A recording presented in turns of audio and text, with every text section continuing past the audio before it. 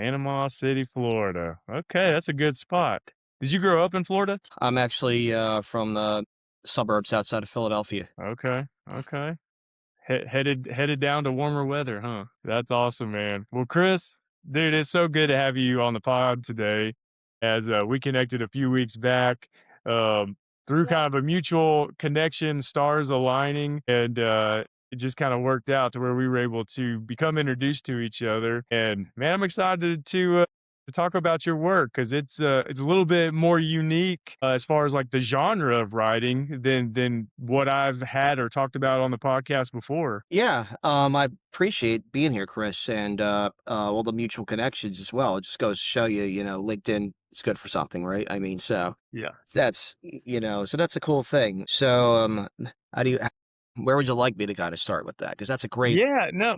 Well, Chris, I'd love for you to start specifically, just kind of lead us into your how you became interested in writing because you were in the Air Force for a long time. You're kind of I saw on your LinkedIn kind of a career break to be a dad and doing some fun things there, still doing some projects. But how did you talk a little bit about just your journey in leading you to become interested in writing books and editing and where you're at now in this part of your life. it's one of those things. It sounds cliche, but always, I was a voracious reader as a kid. I got started early on.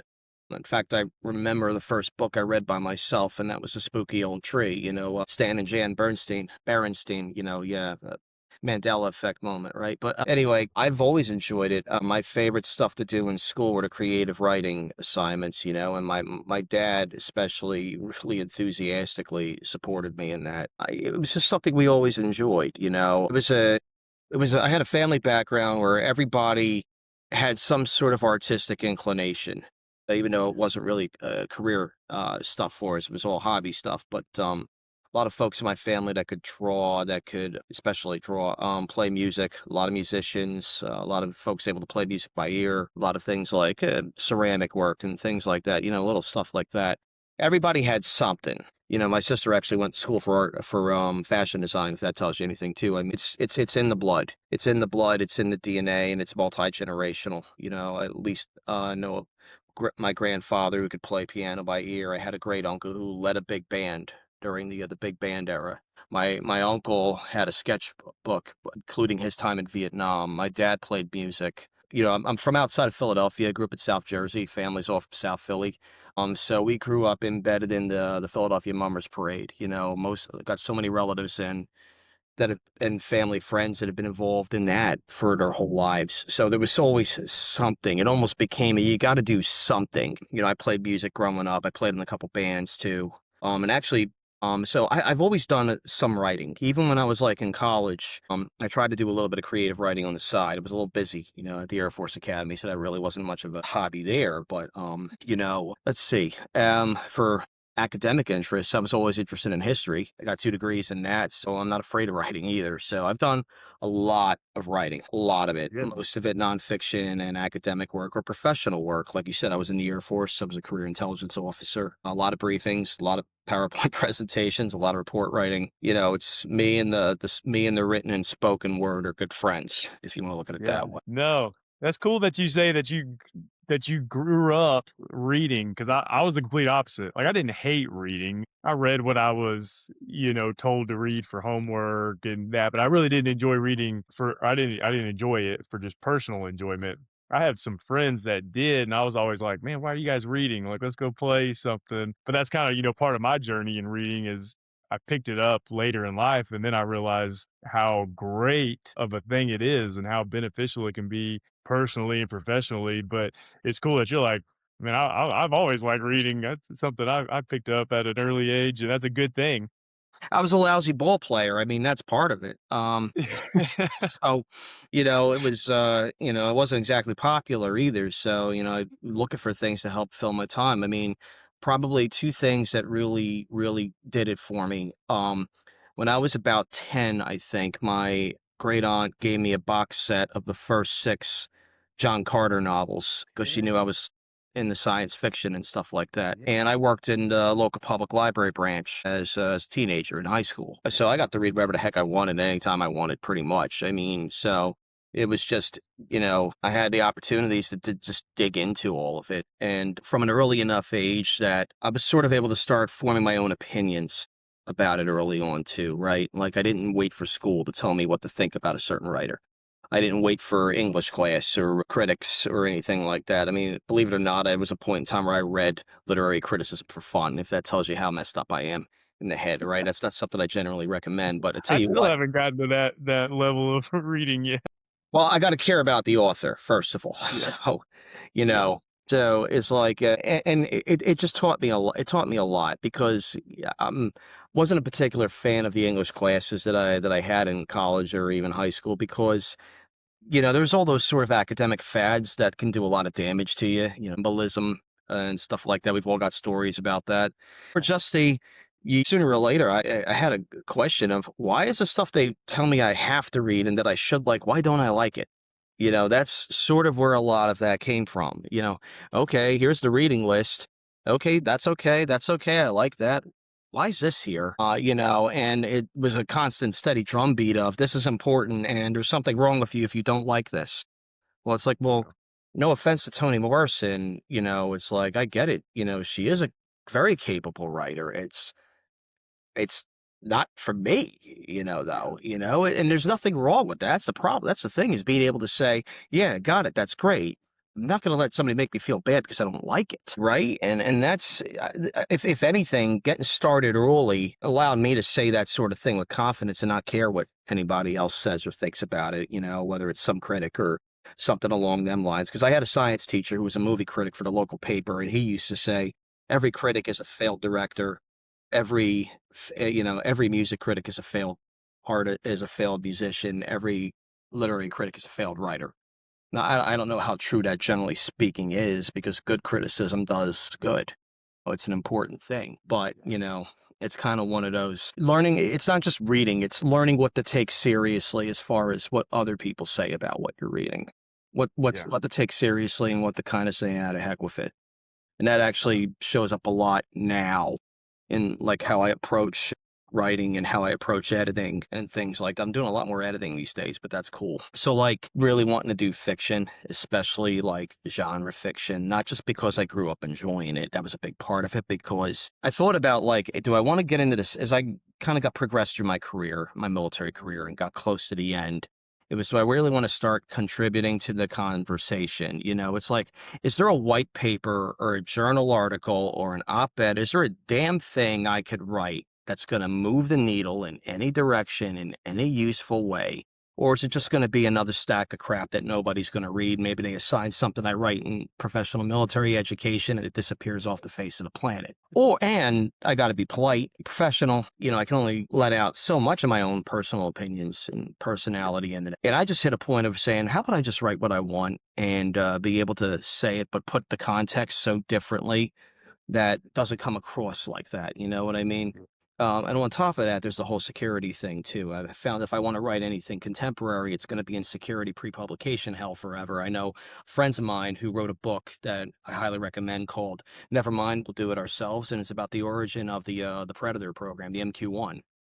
Or the origins of the drone reconnaissance program going all the way back to the 90s. He was one of the key figures in it, and he and his two partners. It took them 39 months to get it approved through Wow. the intelligence community in the Pentagon to release the book. 39 months. And it's like, well, that's not exactly conducive to a full-time writing career for No. pre-pub to go that long. So why? Writing takes long enough as it is to wait 40 months to get it out there just to be approved. Yeah, Yeah, that's a long that's time. that's on top of writing it, researching it, you know what I mean, and everything else about it, so that's probably a 6, 7 year process. So, oh man, I just Yeah. said that. All the kids are gonna laugh now, right? Anyway, but you see what I mean, right? I mean, it's like, what, why? I just, you know what I mean? There's a time and place to do that sort of work, but it wasn't the type of work that I wanted to do, so it's like if I can stick to things that allow for a fairly minimal amount of review, and I've done stuff through pre-pub, and haven't had any issues. And I even, advise my fellow colleagues that are former military or former government professionals, on how to go about the process and keep themselves out of trouble, but also and do the right thing, of course, protect the information. But part of my worry has been that after, 26 years or so, I'm going to forget something that I know I'm not supposed to share, or that I Yeah. forgot that I'm not supposed to share, and it shows up as something I wrote, and it's like, oh crap, and it wasn't even intentional or something like that. There comes a point in time where you don't remember everything you knew or you Yeah. thought you knew. So I'm like, I would rather just sort of avoid that situation to the max extent possible. Not Yeah. to mention, there's just comes a point in time where it just gets boring. Yeah. I mean, Do you, Chris, before you move on from that point, I'm sure. curious, you were saying like 26 years, you forget something, you can write something down and totally not even know it meant anything. I don't know how the military works in that way. Like when they're do they have people that are tracking that? Like if you put a published work out there, like someone goes, "Hey, I need to read whatever Chris wrote to make sure there wasn't anything in there that's Well, secretive." you have an obligation to do it, first of all, to submit your Of stuff for course. Yeah. pre-public view, yeah, but, yeah, sometimes stuff does get caught out there, and that can lead to, revisions that, that if you're not careful or if you do it negligently or intentionally, you could find yourself in trouble. There was that guy who wrote the book about the SEAL raid that got Bin Laden, right? I think he had to Yeah. forfeit every single bit of money that he made from that. I think, and I'm sure I know there were other consequences. I don't know them off the top of my head, but I kind of remember that and going, I don't want to end up like that guy. Yeah, I can I imagine. mean, Yeah. so it's a, when you write stories that involve dragons and wizards and stuff, the pre-pub folks tend to go, things like move along or sitting there going, hey, just don't mention this. You know what I mean? If it's like something like urban fantasy, contemporary fantasy or something like that, change that. Okay, done. Thank you. Have a nice day. Yeah. And we can move on with our lives. So I would rather the interactions be like that as opposed Yeah. to, yeah, dude, you can publish this, but like there's going to be so many redactions in it. It's going to, yeah, you just turned your 300-page book into a 5-page essay. Good Yeah. luck. Yeah. No, it's interesting. But Chris, you were hitting on a bunch. The main point I was getting out of that, I'm glad you went so deep into it, was just like your personal interest and how really that contributed to you becoming such an active reader at an early age, was you were reading things you were interested in. And that's kind of what we're promoting here at Books for Guys. Pick up something that you're interested in, no matter what that is. If it's fiction, nonfiction, business, sports, sci-fi, fantasy, the wheels can really get turning if you'll take the chance and pick up something you're interested in. Because, like I was talking about earlier, when you're in school, and you were talking about this in college and all that stuff, you get told to read certain things, and you get told to like certain things and not like other things, and so it really does kind of minimize your on what you could accomplish from reading certain books. And so I'm glad you hit on that. And then now, obviously, you transition in your writing and editing a lot within the space that you are interested in. And I want you to talk about the genres a little more in detail that you're in, because I was looking at speculative fiction and sci-fi. Like there's a few different areas that you contribute to, and I'll be honest, I personally have not spent a lot of time reading those type of books, but I'm curious about them and just kind of what all they entail, and just kind of, I don't know, your interest in where that lies within those genres. Sure. I mean, first thing is I try to read as broadly as possible. You know what I Yeah. mean? Like I read as much, if not more, nonfiction than I do fiction. I don't like I mean, I'll just be honest with you. I only use genre because it's a marketing term. I don't believe in it. Genre isn't real. I know there's probably some people that this will cause them a heart attack or something like that, but brace yourself. Science fiction and fantasy aren't genres, they're settings. You know what I mean? The Yeah. story is an Makes adventure sense. story.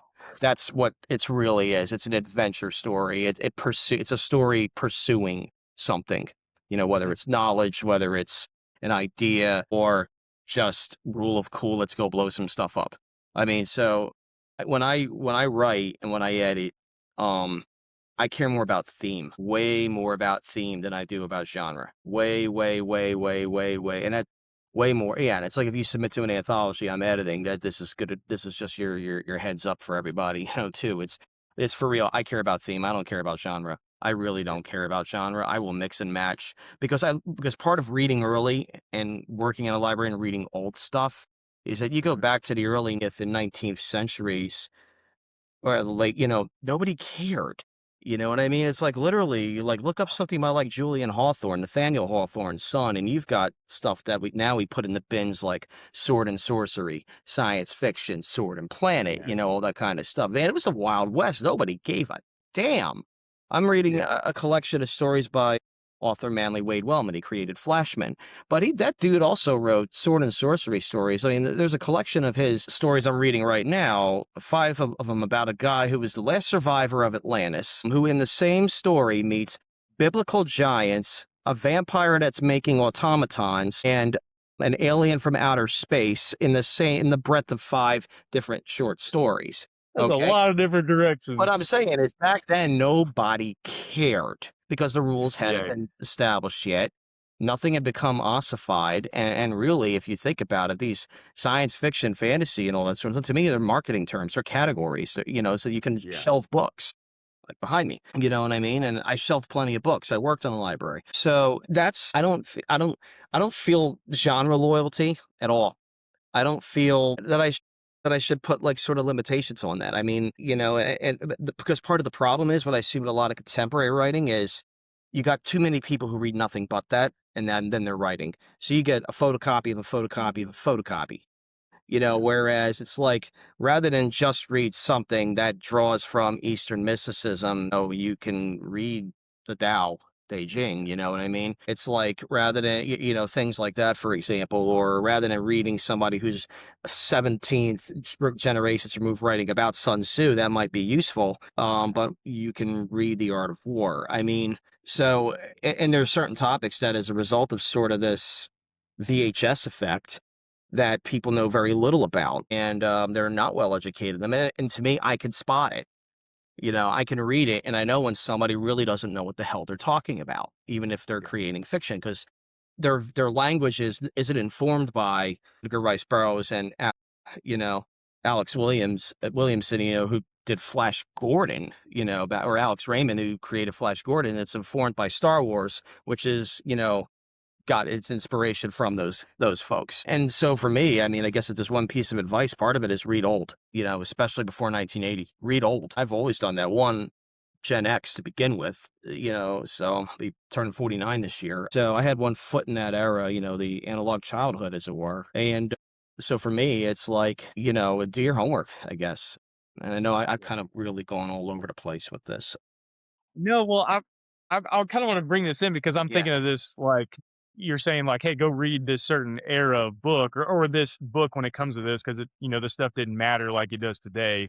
I'm translating what you're saying into even the way like music is categorized. You hear these people crossing over. And everyone's like, you can't do that. The award's only for this specific category, and so like you're almost forced to pick one just so you can put your product out there and have people see it, which, shouldn't be the case. But I guess I'm asking this is, do you read certain books because you want to challenge yourself, or do you read them because you are genuinely interested in that era of book, or is there a mixture? Because it seems like you challenge yourself as well as you appreciate it, which means, you're obviously interested, but there seems to be this like challenge to it as well that you like want to force yourself and you want other people to kind of step up and take that challenge as too. Does that make sense what I'm asking? Yes, it does. I mean, yeah, I do both. And some of it is a deliberate challenge because I think I have a long enough lens now to just see how writing has evolved or devolved. And it's like, no, I want to see Yeah. something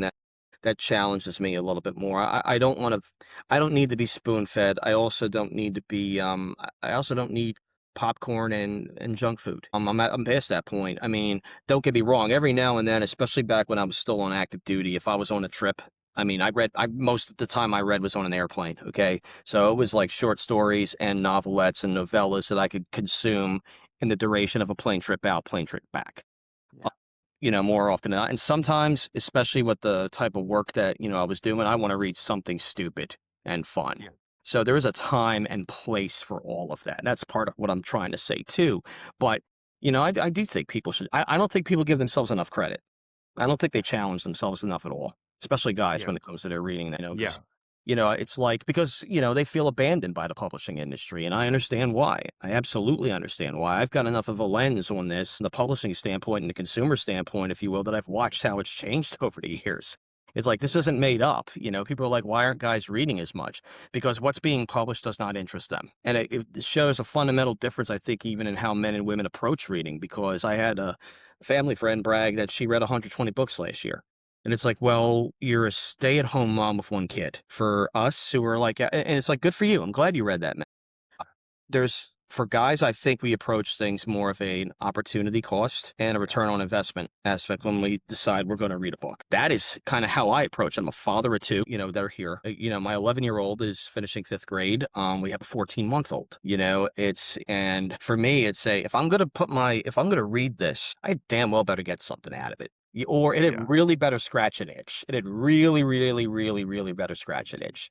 So when I try to do things, when I try to write, and I'm still young at this, man. I've got, I'm a short story guy with some novel ideas and some start and stop things. Everybody's got works in progress. But I'm a short story guy, and for me, a lot of it is how do I get across what I want to get across in the space allotted. And the shorter the time, the shorter the word count, the more challenging it gets. And it's good. It forces you to make choices, to be really parsimonious, if you're good at it. And we all fail. I've written stuff that I look back now at and go, yee. But part of like what like writing mil sci-fi was my opportunity to put my stamp on what I think military professionalism really is. You know what I mean? And these aren't treatises, these aren't lectures, but I can make a statement about it because I'm reflecting it in a character or I'm reflecting it in a Yeah. situation. It's not something that I just want to talk about as Colonel Chris DiNote. I just want to talk about it as Chris DiNote. You know what I mean? Without having to put that other hat on, but I've got the credibility to talk about it. Yeah. You should after as long as I did stuff, and if you don't, that's you got a problem.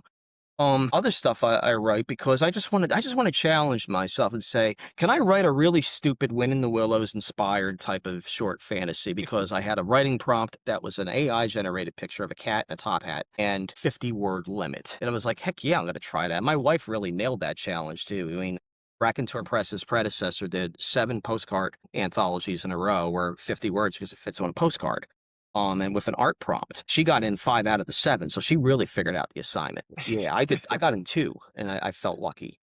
Even my daughter managed to get in 1, so that just goes to show you. Remember, I said the family and multi-generational stuff. I have a cousin who's a published poet too, so I wanted to write that. I wrote a story for an anthology called Rock and Roll Mercenaries because I really wanted to write something that reflected sort of my love for old and early 60s rock and roll television. American Bandstand and the sort of named DJs, and being from Philly, Jerry Blavat and guys like that, because I wanted to write a story that kind of honored my dad and his brothers and all that. Nothing to do with being in military, but the main character's a veteran. Yeah. Why not? And then like start looking across stuff. Yeah, it's been heavy on the military stuff. I'm still in an early phase of being a writer. So, like, but write what you want to really talk about. For me, issues surrounding things like mental health and moral injury, recovery from those things, coming back home. Literally, one of the anthologies I'm in is called Can't Go Home Again. There was something very therapeutic about it. And also, because as a GWAT veteran, too, it's like more of us have to get out there, and not a lot of us are doing fiction. Everybody wants to do a memoir or something like that. I'm like, first of all, my career, my memoir would either be too boring to pay attention to or too unbelievable for people to think it was real. So might as well fictionalize some aspects of it because people find that more believable, And then when I started getting into the editing game, it's because I enjoy making other people's work better. I feel more like a record producer than an editor. It's like the more cowboy else gets. I put my pants on one leg at a time, but when my pants are on, I make old records. So I enjoy that aspect of it, but the ones I'm proudest of most of them are the Weird Warfare anthologies, which when you strip away that you have to be historically accurate completely or that you're allowed to throw in things more fantastical, you can really say a lot more because the handcuffs come off. And I love that aspect of it. And so many good writers and artists, even bad ones in the past, do so much with it. It was like I really wanted to put my stamp on it. and we just had an incredible open call that supported publishing 2 volumes worth, and we're going to do the third one here in the summer. And for me, the image in my head that I was playing with is, because I'm of that era to remember, Heavy Metal, the movie and the magazine and all that. So, oh man, Blue Oyster Cult, and so when I started with that, it's like there was a feel and a presentation that I wanted these books and these stories to kind of convey. And then the second one, if there's one thing anybody knows about Vietnam, it's the music associated with that era. So I wanted to just get that feel in, not because I wanted to be nostalgic as much as I just wanted to make my statement about these things. And I wanted to Yeah. make that statement through curating the best stories that fit, kind of together and do that. And that was how I approached it. I mean, I approach editing an anthology like it's a mix, like I'm making a mixtape. Yeah. Well, And it's really cool that you do both writing and editing, because a lot of authors, they hate the editing process, it seems, and then you can appreciate both sides of it and you enjoy both sides of it. So that's also, I feel like, just from my conversation, seems to be unique, because again, I talk to a lot of authors and I'm like, what's the most unenjoyable part? They're like, the editing. It's like the first part that comes to their first yeah. word that comes to them. But it kind of goes back though to like you challenging yourself. I love that, because that question I asked actually came from a conversation I had earlier this week where we were just talking about the progression of our reading, and kind of when I was peeling back the layers, I was like, yeah, here's kind of where I started. Then it transitioned into finance and leadership, and then I really didn't read a lot of fiction for a long time, but now I'm getting into it. I'm getting into different style of books, and I'm opening my mind a little bit more. I'm trying to read harder language that sometimes I can only read a couple pages at a time because I need to digest it differently than what I do just like you were saying, a book that's super easy and you just need something stupid for a while to turn your brain off. But I like challenging myself now to find something that's a little bit more difficult and makes me have to think about it, and how do I feel about this? What's it trying to say? And it's enjoyable when you actually do get through that and you're like, all right, I need more of that, because now my brain's on a path of just, I don't know, more advanced thinking in a way, and you just appreciate what you're doing. So I love that you share that, because it seems like you're on that journey too of always trying to challenge yourself to do something different or better. And it's just good. It's a growth tool. It's awesome. It is, and I just don't see the point in trying to copy what everybody else and their mother's doing, especially in indie fiction. There's sort of it almost has the same valley of death that a lot of startups have, that they never get out of the one foot and paid hobby, and now we're a real business, right? They die there. When I was in DoD, we talked about the valley of death for tech development, especially for innovative tech, getting something out of the R&D and OT&E or the ODT&E pipeline, operational test design development, yeah, into a program of record, right? Oh, I hate even hearing those words. It's giving me flashbacks. That's the thing too, even what you're writing, it's like, if we're talking nonstop about how, it's a limited pie of readers and authors out there, because there's just, Mhm. then am I really gonna make it by doing the same things that everybody else is, or do I respect what they do? Do my thing. Do Yeah, your I could thing. say it's easy. I'm a retired service member. I make a certain amount of money just for fogging a mirror every morning. No joke. So I get a little bit more freedom perhaps, but and that's legit. But I just don't see the point in just trying to follow the same script when we already kind of know where it ends. You know what I mean? And it's when you, and that end is, you know, hobbyism is great. I want to do this for real, and I'm not insulting anybody who treats it as a hobby and they love that they volunteer for it, but because it's not my identity, it's what I do for meaningful leisure. I don't feel like I got to play along with that script. I don't need to volunteer time and effort when it's like I enjoy doing it and I enjoy being compensated for it. If anything, I Yeah. just want you to read stuff that I put down, whether I wrote it or I edited it, and I just hope it makes you think. I mean, I want you to enjoy it. I want it to stick with you, though. I want you thinking about it 5, 6, 7 days, a month later. It bugs you still. And if I do that, then it's like then I've done my job. I don't care if you agree with me or not. I don't care. I don't care. I don't care if you're coming away going, that rat bastard, I hated that character, you know what I mean? Or I really loved it. But Yeah. but you're talking about it. And so it's like, then I obviously did something right. And they are hard subjects. And sometimes it's hard subjects buried in really fluffy stuff.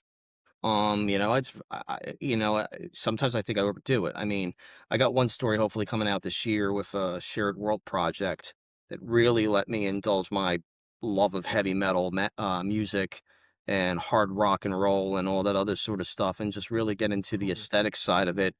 And I did something very artsy with it. I don't want to spoil it, but you know, when this thing comes out, you know, edited by the great Jesse James Fain, this is either going to be it's either going to be a hit or Yeah. it's going to be the end. And that's how I kind of look at it. And right now the other big thing, I'm editing the Boys Adventure line as the EIC for Raconteur Press, and it's important to us to focus on boys as a market and as a demographic. And by that I mean it's to give them adventure fiction that is meaningful, that helps them in their rite of passage out of boyhood through adolescence and into manhood, that respects them as boys, that doesn't say you're a defective girl, you know. And I'm sorry if anything what I'm saying here, if some people feel insulted by it, but you know, as a father and, you know, as a middle-aged man and, you know, with half a brain and an eye to observe what's been going on and have opinions about it. Yeah, I stand by those words, you know. So, but the first book I chose as EIC because I'm taking over from the wonderful Cedar Sanderson, who's also our art design and primary cover director and also primary cover artist at Rack Press, is a book called Boy Against the Boxers, and it's set in the Boxer Rebellion. Historical fiction. It is straight historical fiction, no fantasy or sci-fi in it at all. It's secret history in a lot of ways because you have fictional characters alongside real world people that were there, kind of offering some explanation for some of the more unbelievable aspects of real life events. But it's part of history that not a lot of people are familiar with today. So I hope we'll do more historical fiction. You know, I mean, as an example, and we'll still do stories about rockets and spaceships and monsters and Saturday morning cartoon-esque dinosaur shaped robots and things like that, you know. But the heart that's behind all of this, not just the aesthetics, the heart is what matters most to us. And that's No. what I think has been missing from fiction that's disappointed men and boys, I think, for the last few Yeah. decades. Yeah. No, I love that, and I love the mission behind that and what you all are trying to do, and it leads me just one last question for you, Chris, but before I ask it, I do wanna say it's gonna be super cool to follow your writing career now because knowing that you are going to challenge yourself in certain ways and in what you put out there. Now that we've been introduced, it's gonna be fascinating for me to follow as you put more work out there, what that looks like. And, you know, in 4 or 5 years, look back on maybe some of the differences and talk with you again and have you kind of explain the progression of it all. So I think that's going to be a really fascinating thing to follow and see. But one more question for you, Chris, and this may be hard because I see a lot of books behind you on the bookshelf and you've been reading your whole life. So I always ask this to people that come on though. I'm always curious to know if there is a book or two that has meant a lot to you personally or professionally. And if someone like myself's just like, hey, Chris, I need a good book recommendation, what's one that you like to recommend? Okay. Yeah. Oof. Well, and at the risk of sounding cliche, I always tell people to read Lord of the Rings. I do because I don't think a lot of people read it or read Tolkien as correctly as they think they do. And what I mean by that is that if you just look at him as just a straight-jacketed fantasy author, you're really missing it. You're missing the point. And I'll tell you why. Because the other book I would say right now that this day of the week is backwards, but the Battle of Malden together with the Homecoming of Bjornfnef. Yes, I think I pronounced it right. I got that from Christopher Tolkien's audiobook version of this, and that's how he pronounced it, so that's what I'm sticking with. This Yeah. is about his translation of it's got an essay on his translation of a 9th century Anglo-Saxon poem about a battle against an invading Viking Danish king, England during the time of Viking invasions, and especially the Danes. And it's about a Anglo-Saxon king who royally screws up. And what I mean by that is he's an idiot enough to meet this invading Danish king on equal terms, open battlefield, and he gets his ass handed to him like he should. And then the poem, Tolkien's own adaptation of it, is some of this guy's men going out to retrieve his body. It is the most, other than like the Children of Orin, right, from the Silmarillion, this is the grittiest thing that Tolkien has ever written, and it's a book that, and it's a combination of both academia and poetry and fiction. And I really recommend you get the audiobook version because you can hear Tolkien narrating it. That demonstrates he understood war and understood valor and tragedy. He understood all those things in a deeply, deeply, deeply personal way. Because Mm. the poem itself is famous. In fact, there's a couple lines that have popped up in pop culture because they sound really, hoorah and whatnot and boastful and all. But that's not what he focuses on in his version of this. He Yeah. focuses on the king did XYZ, which he should not have done. It's about foolhardiness and, and vainglory and making horrendously irrecoverable mistakes, with the lives of others and things like that. And that's what I tell people. It's like, if you're not seeing into that level of Tolkien's work, then you are not seeing the man. That's why. Yeah. That's probably this whole interview. I hope I didn't waste your time, but this whole interview could have been boiled down to just that little bit right there, because that's why I write. That's what I write about. And that's what I try to do on some small, small, small, small, intimately small degree when I do this. And not because I want to make people's lives miserable and make them think about dark and unhappy stuff, because I want them to just get beyond the surface, Yeah. get beyond it. It's like, it's great to Yeah. read Tolkien for elves and dwarves and wizards and second breakfast and all that kind of stuff. But if that's all you think it is, then you're missing out on a whole hell of a lot and you're doing yourself a disservice. Yeah. Well, man, I appreciate personally the challenge to dig deeper and your passion for the work and the books that you're putting out there. And so, Chris, man, thank you so much again for taking the time to do this. I think this is again, it's a challenge to me, and I think people that are listening to dig a little bit deeper into what they're reading and what they're trying to comprehend. And so, man, keep it up. I can't wait to follow your future work and see what all you do, man. I'm excited, and thanks again. Thank you for this opportunity and for kind of letting me just go off for a bit. I do appreciate it. Hope you don't lose any followers over it. No, no way, man. Well, appreciate it, Chris.